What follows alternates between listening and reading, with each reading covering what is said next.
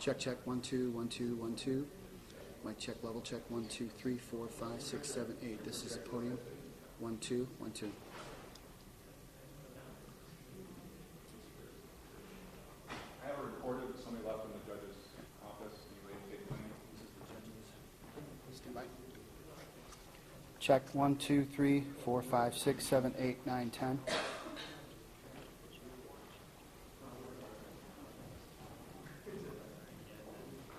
Okay. No, we're running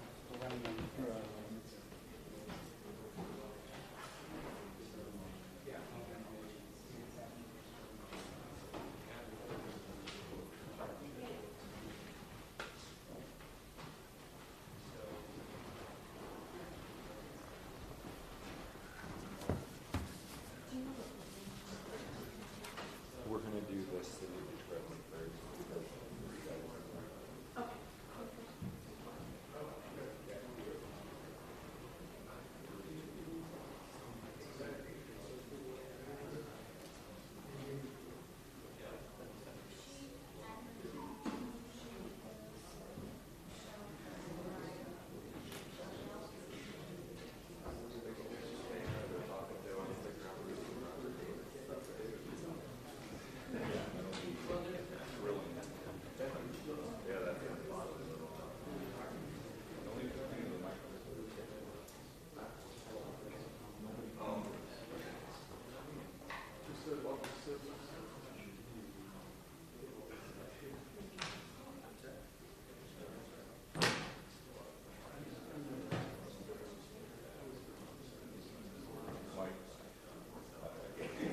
Thank you, Paul.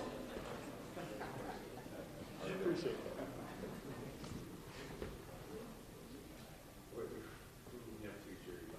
Yeah.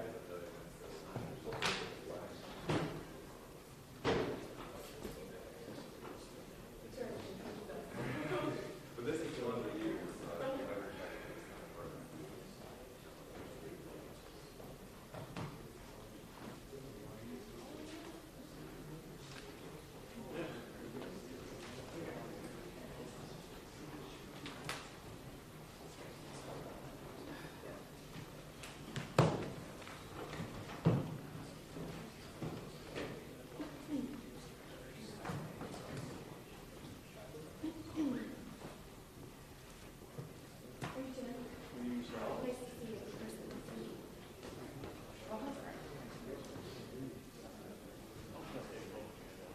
You can have as many chairs as you need. I just need one.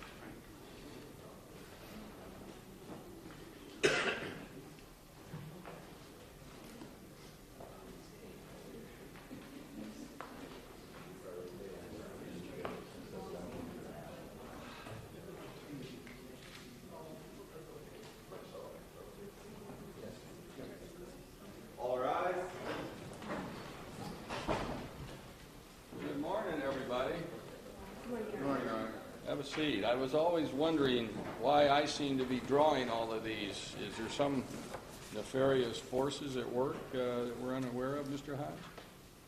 This is City of Detroit versus the Department of Treasury.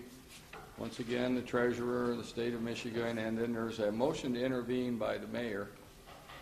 12-66MK. Mr. Hodge, let me inquire. Have you talked to other counsel about whether there's objections? Yeah, I've talked to plaintiff's counsel, I've talked to defendant's counsel, and they have agreed. I agree. Mr. Nozita? Yes, Your Honor. Is it Nozeta or Nocita. Mr. Nozita, what's your position on whether your client can intervene? I haven't even seen the motion. Well, I heard in the paper that they were filing one. I just got it. I looked through it this morning, but basically they take the position that the mayor has authority here to intervene in this case because he is Is he intervening as the mayor or on behalf of the city? Official capacity is mayor of the city of Detroit. Without having seen the proposed pleading, whether they're aligning themselves as a plaintiff or a defendant, it's really hard for me to comment on. All right. I would think that under the charter, since the corporation counsel represents the city in all matters, and that's the client, I really don't know what the basis for the mayor to intervene would be. I do. Okay. Motion's granted. He's in the lawsuit. All right. Go ahead with what you wish to argue today, sir.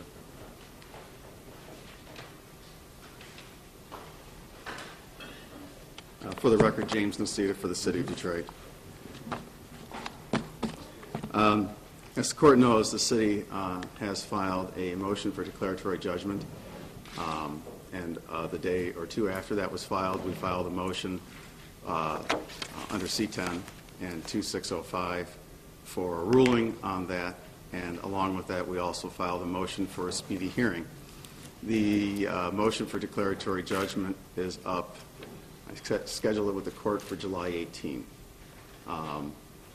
We're asking that that be advanced on the calendar. I think that I have readily established that there's cause that this be resolved readily. Everybody, as far as I can tell from the state's response, apart from contending that they might need discovery on an issue of whether they have debts owed to the city, they don't really present an argument as to why this shouldn't be expedited on the court's docket.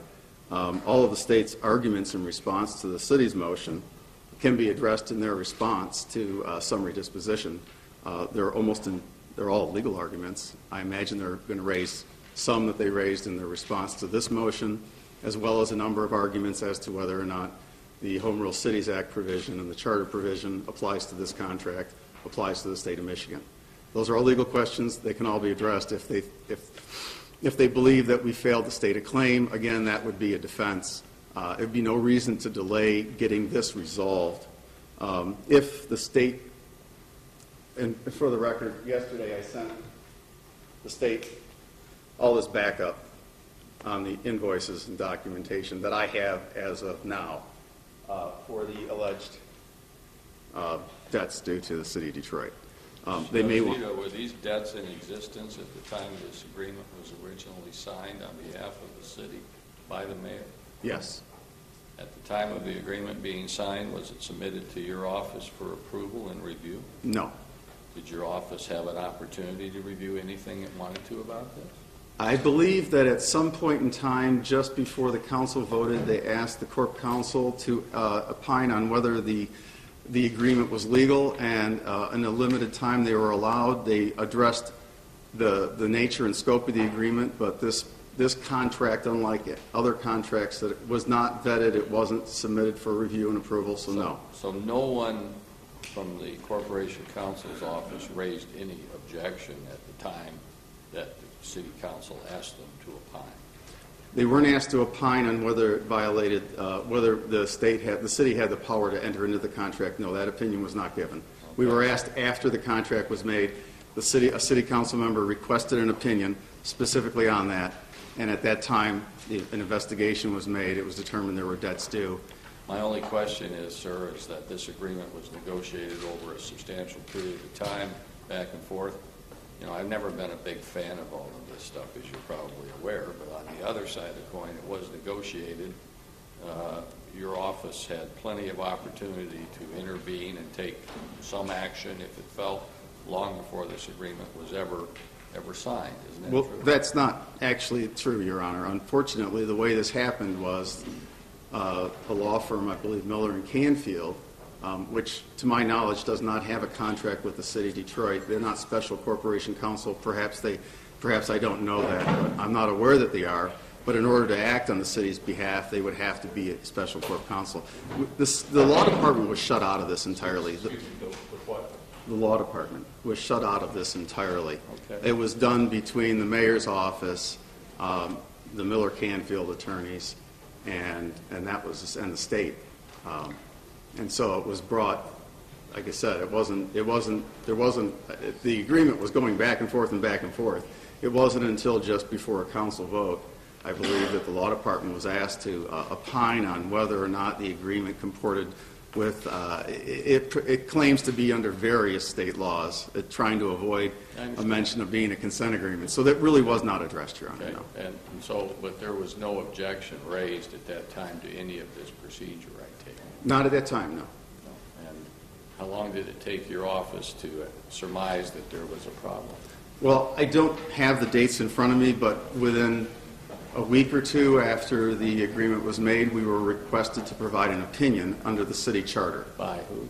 by one of the council members. Somebody who voted against it, who was opposed to everything, I take it. It probably, Your Probably? Honor. I believe so. Again, they didn't come to me. The request came to the Corp Council. I did not work on that. Okay. So the Corporation Council then submitted her opinion Okay. All right. and opined that there was a violation of the Charter and the Home Rule Cities Act. And then under the Charter, she is obliged to act, and if necessary, institute legal proceedings to remedy a violation of the Charter. And so it was done with all reasonable dispatch, Your Honor. All right. Okay. All right, go ahead. So you want an immediate hearing? I thought July 18th sounded pretty reasonable Well, it would if it weren't based for the on what fact most that courts operate as, you know. it might be if it weren't for the fact that the state sent a letter to the city's new chief financial officer. Oh, I saw the letter. Right. And what they're threatening to do is they're claiming that this consent agreement is rock solid. We have no claim whatsoever. The city, and this is undisputed, is complying with the consent agreement. And it's been stated on the record by the council members and by the mayor that they will continue to comply. The state, on the other hand, which has an obligation under Section 2.5 of the consent agreement to authorize and facilitate the issuance of takeout financing by the Michigan Finance Authority. Under this agreement. Under this agreement. Says, we're not going to do that. So they're holding a gun to the city's head saying, dismiss this lawsuit, So let me which ask raises you- a legitimate legal question. So let me ask you, so you're saying that it's the state's fault that your client, or your boss, decided to file this lawsuit and put the entire agreement in jeopardy? Is that what you're telling me? No, I'm not Why blaming would the state. Why would the state be required to comply with an agreement that you say is void? Well, If it's void, why would they be required to comply with it when you're the ones who are claiming it's invalid? Well, if a quick decision is made on whether the agreement is valid or not, then the parties can move forward. The city council and the mayor can ratify a contract if the state satisfies its debts to the city. Everybody knows that. It's been discussed, but that's not what the state wants to do. I mean, I'm not blaming the state. Well, you certainly are. No, it's a limitation on the city's power that's at issue. We don't have the power to make this contract. That's your opinion. Yes, well, I'm reading the law for it's a very simple sentence. Okay, all right. Shall not make a contract with a party, with one who is in default. Which is, in this case, the state of Michigan, and not, I mean, who created the Home Rule Act? The legislature passed it in 1909. The very people that you're now claiming are in violation. The state of Michigan granted powers to Detroit under the Home Rule Act. You're saying that, the student can sue the master. Is that it? Is that what it is here? There's two questions there. First of all, I'm not saying that the state has limited its authority. it has limited our authority, the city's authority. All cities' authorities have been limited. We're granted powers, and we are denied powers, and this is a power we're denied. So I want to be clear about that because people have been confusing that issue, and I don't know if it's on purpose or not. The question of whether this applies to the state is a straight, simple question of statutory interpretation. If this court rules that the state is not subject to that limitation, we're done. It's simple. I mean, the statute uses the word one, and I briefed it. You just want a ruling somewhere? Is that it? One way or the other? Yes. Is this contract subject to the Home Rule Cities Act? Is it a contract? Is the state included within the ambit of a party with one that we cannot contract with? Okay. Those are both legal issues, straightforward statutory interpretation. And then, are they in default? And I have submitted affidavits that before this contract was made, the state was in default. It's really quite straightforward. And I don't know why the state and anyone else would want to stop this from being promptly resolved so everybody can move forward. Okay. Thank you. Ms. Bry? Mr. Monticello, how are you, sir? Very good. Good morning, Your Honor. Michelle Bry, on behalf of the State of Michigan, the Department of Treasury, and Treasurer Andy Dillon. Your Honor, as much as we would like this matter to be resolved soon, there are a couple of reasons why we cannot agree to Mr. Nozita's request for a speedy hearing. The first is that Corporation Counsel doesn't have the authority to bring this action, as evidenced in the brief that we filed and in the interveners' pleadings that they filed. The second, Your Honor, is that we believe this issue can be decided on the law. Thank you, Judge. Please no flash photography. Thank you. Second, Your Honor, we believe that this issue can be decided on the law rather than delving into the facts. And so we have, in an effort to speed things along, filed a motion for summary disposition under MCR 2.116C8. And finally, Your Honor, if this matter that opposing counsel has brought their action under a C10 motion, that there is no genuine issue of material fact, we believe that we would be prejudiced if we don't have an opportunity to have discovery on that issue. The city knew about this situation for over 2 months. In fact, as evidenced by Miller Canfield's pleadings on behalf of the mayor, there was an April 1st letter that was addressing the legal ability to enter into the financial stability agreement. And at that time, if there were debts that they knew about, they should have brought the matter before this court at that point in time or taken the steps in order to resolve it. And we believe that their delay in failing to bring the action prejudices us if we don't have an opportunity to conduct proper discovery. I have not seen, we have requested a number of times documents to be provided to back up the affidavits that were filed by the city. As I understand it from hearing today, those documents are on their way to us, but I haven't seen them yet. They haven't made their way to our office yet, so we haven't been able to have an opportunity to determine whether or not those are the documents that we would need in order to determine whether or not the alleged debts are actually legitimate. As evidenced by the pleadings that we filed both in our response to the motion for speedy hearing and in our motion for summary disposition, it's clear that at least the debts that we're aware of, if nothing else, are disputed, that being the water bill, which is the subject of an administrative proceeding right now, and some of the other debts we've been made aware were part of past settlement agreements. So those shouldn't be counted as debts for purposes They've of the included statute. parking tickets that somebody must have gotten in Detroit, I guess. I don't know if that, I've never heard of such a thing, but I guess that's something. That's my understanding as well, Your Honor. We don't have any basis or any materials to verify that. All right. So at this point, Your Honor, we would ask that you hear our motion for summary disposition on the law and decide the matter of whether or not the Detroit Corporation Council has the ability to bring this action, and then allow us an opportunity for discovery before hearing the city's motion. All right. Thank you, Your Honor. Mr. Hodge, what would you like to say on behalf of the mayor? I've never had a lawsuit like this before, frankly. I don't know what's going on. Well, maybe I can give a little different twist to the lawsuit. On behalf of the mayor, we've concurred in the the state's motion, at least the legal arguments of the state's motion, but there is an urgency attached to this lawsuit that we think can be addressed actually today, and I'm going to invite the court during the course of this argument to, under MCR 2.116, parens I, to dismiss the case based on the authority for the court to do so when it appears that one party is entitled to judgment as a matter of law. And the reason for that is very simply the language of the city charter itself, which is at issue as far as the mayor is concerned.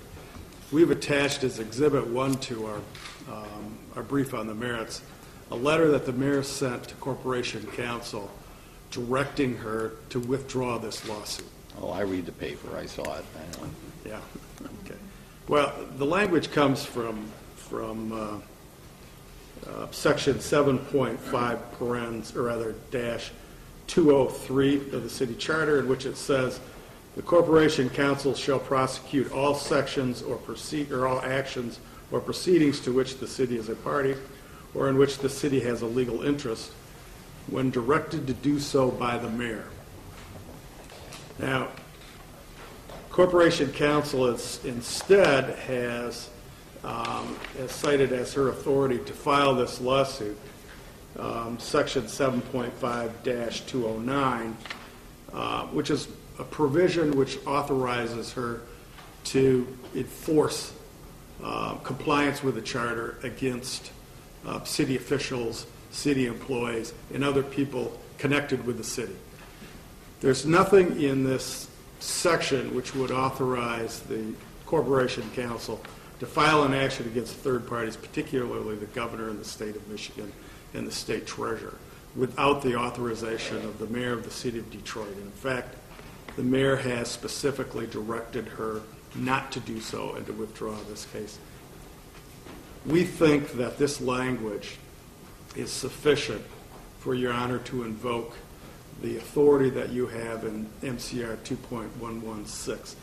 And the reason we think you ought to do that today and dismiss this case in its entirety is simply because there is, at this point in time, a fiscal emergency in the city that threatens payless paydays for the city and inability to pay its operating expenses as it goes along, and beginning perhaps as early as this Friday.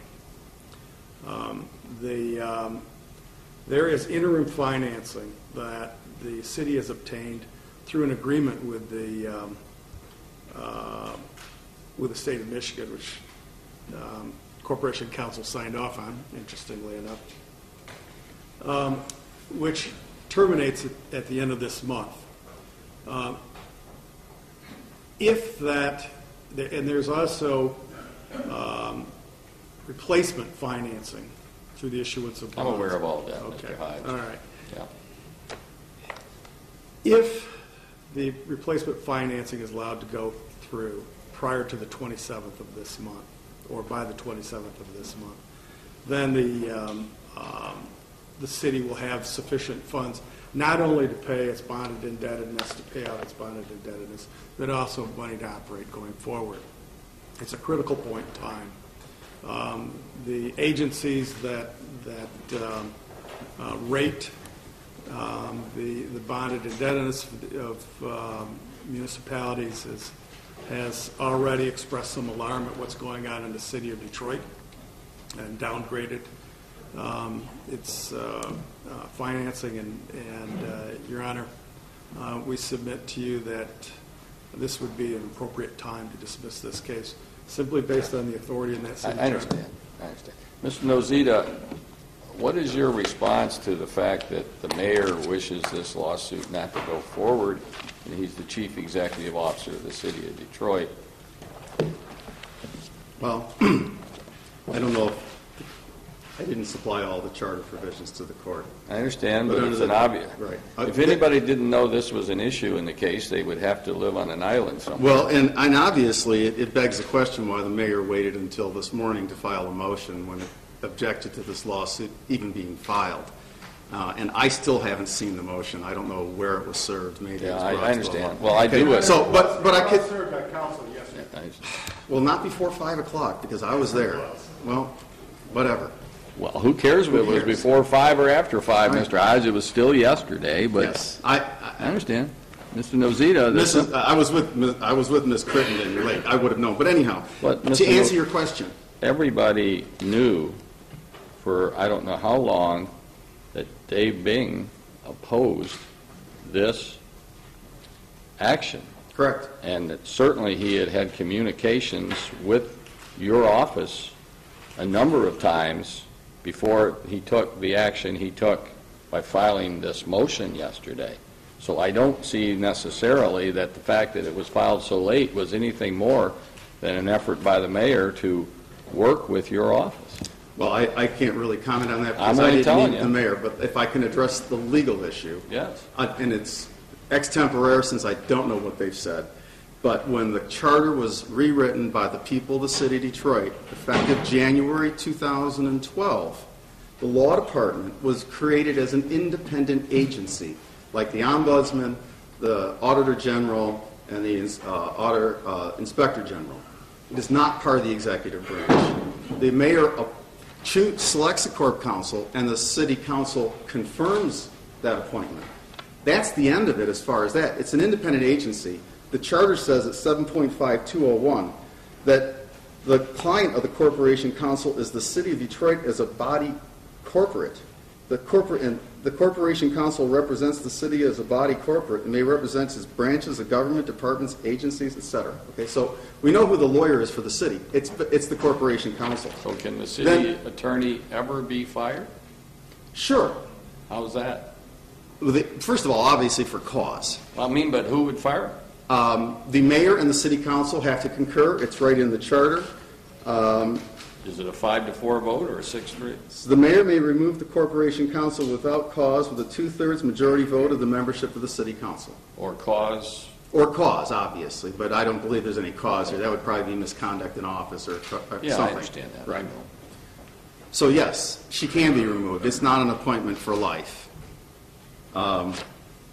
As far as the authority to bring this lawsuit, again, as she is an independent agency created under the charter, in section 7.5209 says the corporation council shall be responsible for enforcing compliance with the charter, and then goes on to document it in writing, notify the executive or legislative branches of the violation, and then the next paragraph says, in the event the offending body, which here is the city, or individual fails to remedy the charter violation within the time frame and manner required in the written notice, Corp Council shall take all reasonable actions to secure compliance, including but not limited to judicial action. It doesn't say she has to sue the mayor.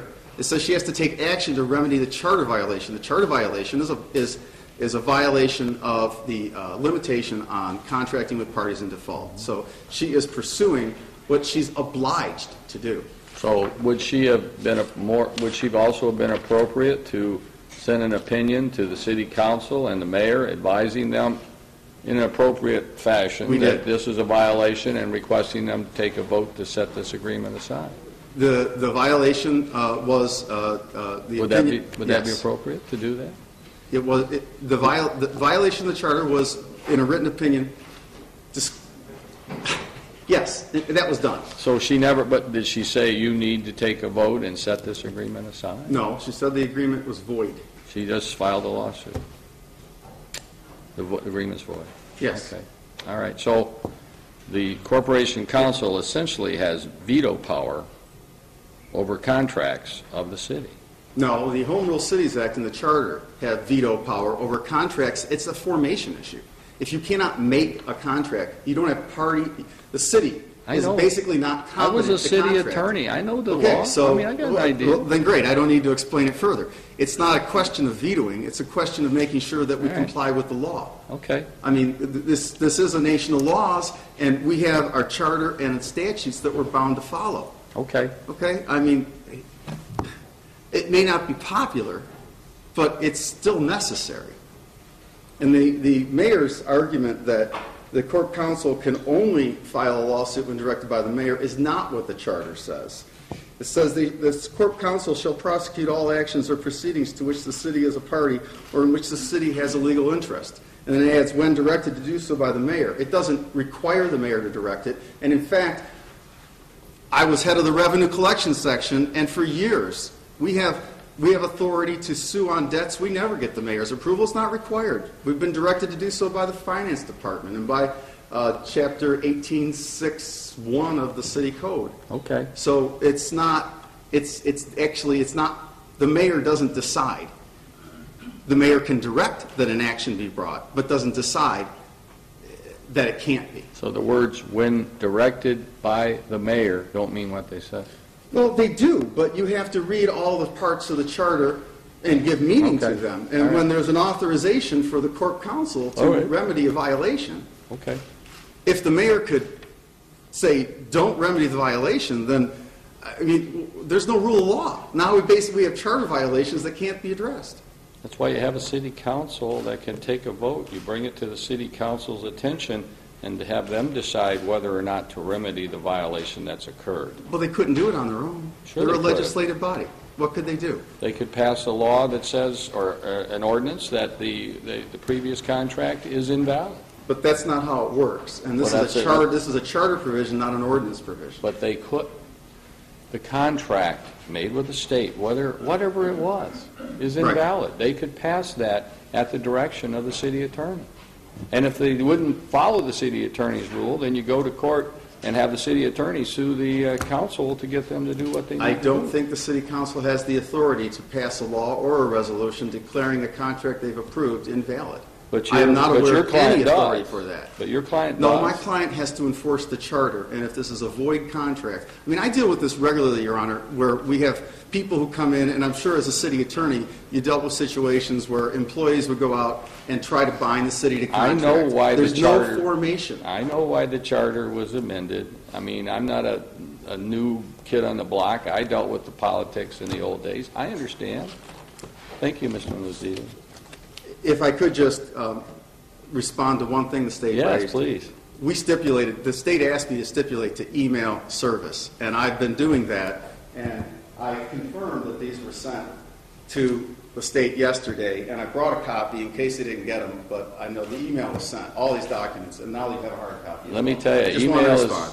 email's a nightmare when nobody knows whether they got it, nobody's checked, nobody's been to their office. Who knows anymore? Right. I don't know. Don't email me, because I'm not going to read it. They asked me to agree. I said, fine, saves me a lot of We have messenger a fax fees. machine I don't know how to run, but other than that, we're doing great. Great, thank Thanks, you, Your Ms. Honor. Nozita. Look, you know, it's my opinion that I've never ran into a situation where Corporation Council operates independently of the mayor's authority and the city council's authority. And I do believe, in my own opinion, and I rule solely on one issue in this lawsuit, and that is that the capacity to bring this lawsuit resides with the city council and with the mayor and not with the city attorney. This lawsuit will not go forward. We will move on from here. It is dismissed. That's all. That's the only issue I rule on. Your Honor, we have prepared orders. You have orders? How would you know I did that? I know you're a very intelligent judge, and we thought there might be a possibility. Anyway, Mr. Nozita, if you guys want, I'll sign an order in case you want to appeal. Well, we may be moving for reconsideration, Your Honor, because, of course, I had no opportunity to respond, and I understand your ruling. I respect This is such an obvious issue that even I saw it from the very first moment this thing was filed. I mean, Ms. Nozita, this isn't anything new to you. And we can beg to differ, Your Honor, as far as how the charter applies. Yeah, I'm telling you right now, this thing's got to move forward. I don't know what is going on, but you know, I've had all these other lawsuits where I tried to get people to comply with this and that. I get overruled on all this stuff, and okay, fine. But now that something's in place, people need to learn to live with this and move this ahead. I can't change it. Sure, let me see what you got. Ms. Nozita, did you read that over? I'm reading it right now. All right, take a I was moment. given 2 orders. Yeah, I know, let me see. Well, the motion to intervene is pretty standard. Your Honor, the state has no objection. I obviously object to having a motion for summary disposition granted without notice or any compliance with any of the... You're aware of the declaratory judgment rules? Yes, I am. You are Yes, aware I'm that you asked me for an expedited hearing on the issues you wanted raised. Oh, I didn't know that was... I ruled on the issue that I felt was important. The other issues, I don't even know. I don't know how anybody can sue the state under this agreement. This is extremely questionable. The entire transaction is questionable, the way this was done by your office. Not you, sir, but your office. And I want you to understand that. But I do believe Dave Bing is the mayor. And Dave Bing makes the decisions for the city in conformance with the rules of the city council. And respectfully, Your Honor, we had hoped that the court would rule on the issue of law presented by the city's complaint. And it's unfortunate that won't happen. Well, I'm sorry too, but I'm sure the higher courts will look at it. So, anyway, Mr. Hodge, enter these orders. Thank you all for coming, everybody. We appreciate you. Thank you, Your Honor. Get my other files, please, Dave.